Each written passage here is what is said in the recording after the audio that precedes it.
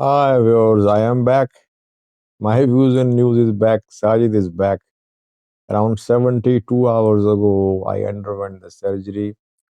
It was a simple gallbladder removal surgery, but it turned into a complicated one. Doctors took around 2 hours to complete the procedure because there were some problems inside the body. So it turned into a major surgery. 72 hours have passed. Now I'm able to speak, and now I'll stay in touch with you through these videos. Hopefully, Sarah will do a video as well today, and I'll try to update you about last 3 days as well. What happened in the last 3 days? Then, obviously, I'll share new updates, new news stories with you as well, so that viewers are fully updated. I don't want you to miss anything. And thanks to all of you. People prayed for me. They sent me wishes. They send me emails, WhatsApp messages. You people are my virtual family. Your messages matter a lot for me. Believe me, your support matters a lot for me. It keeps me going. Now, I will cover two news stories in this video. First one is a new development. Second one happened 2 days ago. So, in all videos, I'll cover new news stories and those which happened in the last 2 to 3 days, so that we don't miss anything. Firstly, Tigray forces, India fighters on the move now. Yes, it has been confirmed that they are on the move. In which areas? What is their target? Towards the Amhara region or towards disputed territories? And secondly, 2 days ago, African Union Foreign Affairs Foreign Ministers Conference kicked off. And there, Taye Selassie, the newly appointed Foreign Minister of Ethiopia, spoke. And he passed some remarks which are a little controversial for some groups in Ethiopia. Let's start the first news story. Firstly, Tigray viewers. Uh, Tigray still has a standing army, by the way. Gathachurida 2 days ago confirmed that Tigray has 270,000 standing army soldiers, and they'll be mobilized only after implementation of Pretoria deal. 270,000 is a huge number, by the way. It means Tigray still has a military. And if you remember, Ethiopian PM criticized Tigray government for keeping this large army. A few weeks ago, the government criticized Tigray interim government. That Tigray interim government is keeping this large army while complaining of lack of food for its people. The federal government not happy with this big army which is still deployed in Tigray. Now, we know that TPLF leaders and PMRB met a few days ago. Around a week ago, they held a meeting. Bratzian, Varade, Sadkan, Gatacho held a meeting with Abi. And after that, a new development happened. So can we say this new development and the meeting are linked? Uh, Tigray forces have tried to move towards Raya, southern zone, disputed territory between Tigray and Amhara regions. Reportedly, they tried to enter some cabalets in Koram, close to Koram.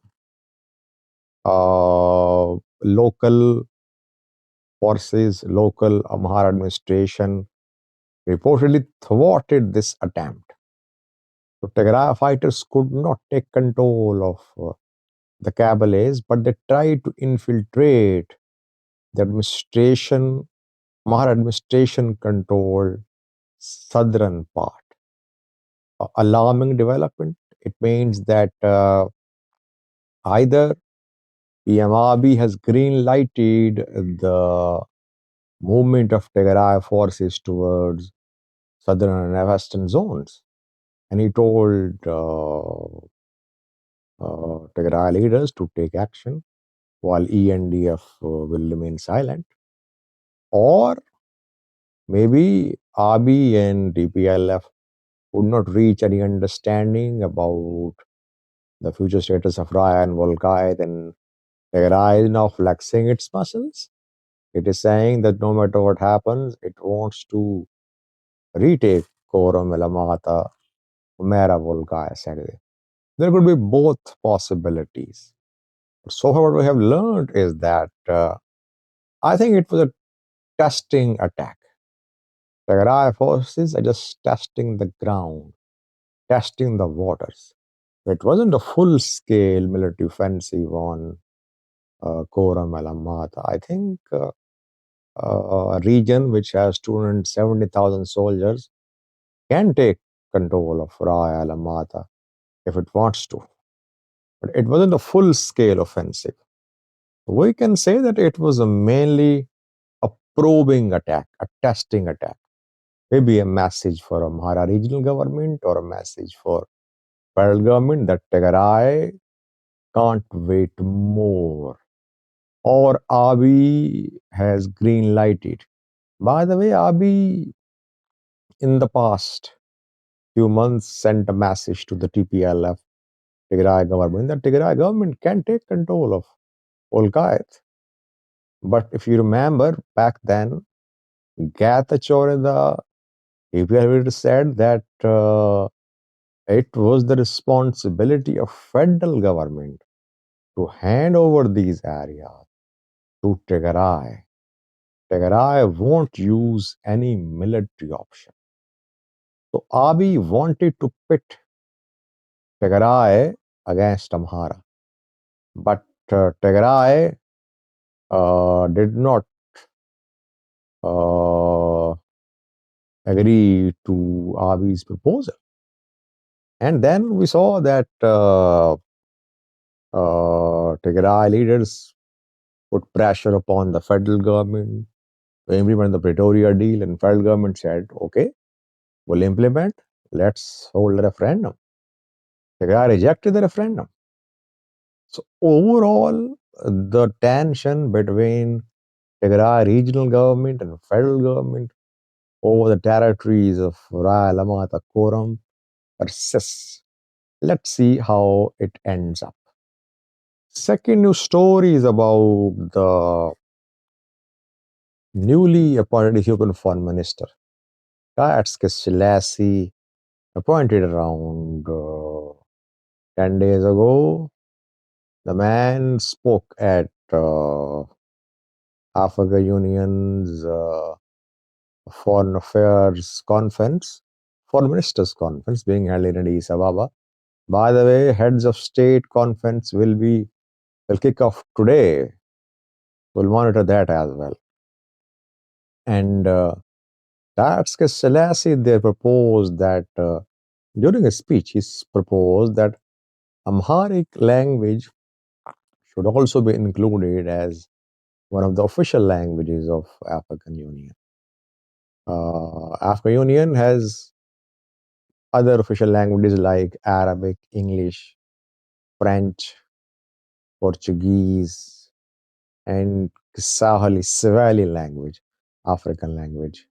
But Tatske wanted to include Amharic as well. These remarks of Tatske Selassie are obviously being welcomed by Amhara region-based groups and maybe federal government as well, because he represents federal government. So it is said that federal government is led by Oromos, but whatever he said, obviously he said that with the approval of federal government. It wasn't his personal position. But some other ethnic groups are rejecting the idea of inclusion of Amharic language in Africa Union's official language list. They say that Amharas want to dominate Ethiopia, they want to dominate, they want to impose Amhara culture, Amhara language on all other ethnic groups. Let's see what happens. Will this language be included? We'll see. Today is crucial, viewers. I'll keep you updated if I'm feeling better. I'll update you about the arrival of African leaders in Addis Ababa today. Who will attend the meeting? Who won't? Update in coming videos. Again, thank you for staying in touch with me. I would request you, please do share with me any developments which I missed and which I should cover. Your support matters a lot for me. Thank you. Stay blessed. Bye bye.